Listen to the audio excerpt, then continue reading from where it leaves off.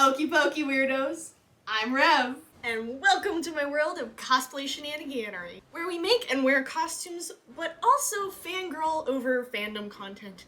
Maybe a little too much. I love Helluva Boss, Has-Been Hotel, and the majority of Viv Z-Pop's content. So, let us converse. Warning! This video contains emotional turmoil, fangirling, and some information about a webtoon that is 18+. You have been warned. Beware, or stick around for the madness. One big reason I really love Helluva Boss is because it made me cry. And it's actually really hard to make me cry. Rev ain't kidding.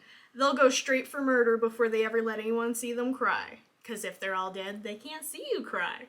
But more on that later. Let's get the basics out of the way. This is a show that gives me a really good laugh, and the raunchy humor reminds me of my friend group that I had in high school, where we're all sitting down at the lunch table and having a good old laugh. The artwork is amazing. Have you ever watched the behind the scenes of this stuff? There's 40+ channels that they're all on, because there are so many creators who all work on this project. It is crazy.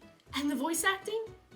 I love it! Okay, moving on. The character I initially connected to was Moxie, because this little demon boy feels like me in a nutshell. Oh crumbs is something I actually said pretty regularly before I even saw the show. He definitely swears a lot less than his coworkers. So now it is most definitely a staple in my dictionary of non-curses. Sarcastic Chorus calls Moxie a neurotic theater kid who knows a lot about guns.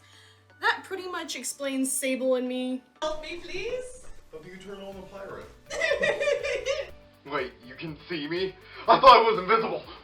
In entirety. But Sable did say he connects more to Striker. I don't think you need that. Thank you, Sable! And I won't argue. This poor little theater kid getting hurt all the time, and I completely get that because throughout the majority of my life, I have constantly been getting really dumb injuries, like how I broke my toe against a cement step on Christmas Eve of 2020. While I am working on being less accident prone, good luck with that. I felt like Moxie understood my pain when he's essentially the show's punching bag. Then I found myself liking Blitz a lot more. At first I thought he was going to be the mouthpiece for all the raunchy humor and that's all he was ever going to be. But Blitz got so much more character development. By episode 3, I realized that he's this huge sweetheart who really doesn't know how to express himself. And in Spring Broke, we got to see how much Blitz really loves Luna and is trying so hard to be a good father. I appreciated seeing that dynamic and that power struggle between a parent and an adult child who still lives with them and still relies on them for the majority of their basic needs. And yes, Blitz is a huge asshole, I won't deny that. But this is why him and Moxie arguing so much works so well. Inside my head, I have this constant bickering between my exterior of Moxie, their own preferred personality, and my internal monologue of Blitz. Moxie being the one who has that unconditional love, and Blitz being the one who craves it so desperately but does not have it. The problem is, Blitz doesn't feel like he's worthy of love. He went and adopted a daughter who's emotionally unavailable, and then he sleeps with a married man. First, only wants him for his body. I know, everybody freaked out about that tongue scene. Oh yeah, that one. Yeah, that one. But I was more intrigued by what happened just before it. This feather ruffle. That had to have been completely involuntary, which meant Stolas was definitely feeling the love tonight. So I wasn't all that surprised when Stolas started showing romantic interest in Blitz, because our birdie boy is most definitely infatuated. I'll reference Sarcastic Chorus again here because he's so much more emotionally connected to Stolas and can describe his situation better than I can with me being connected more to Blitz. Which means I would also have to agree with Blitz that his birdie boyfriend is a glorious artwork of Hellion royalty.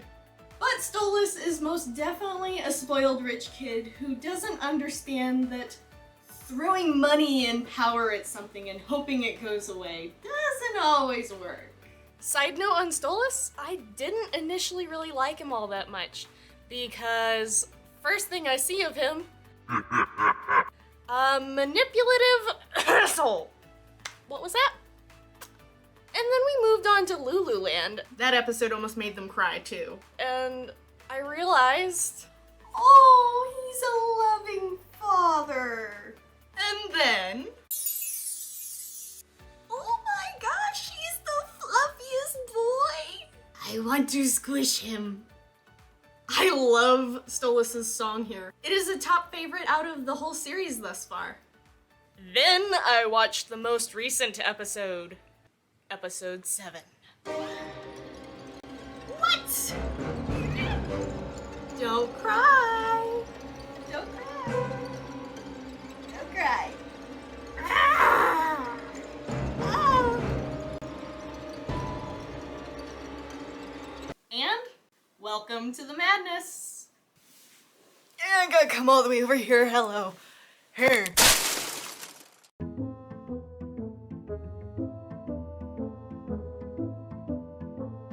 And this lovely little girl is a trans imp who is an original character of mine, and yes, she's trans because she has the thicker white stripes on her horns, which Sable pointed out to me. Thanks, Sable.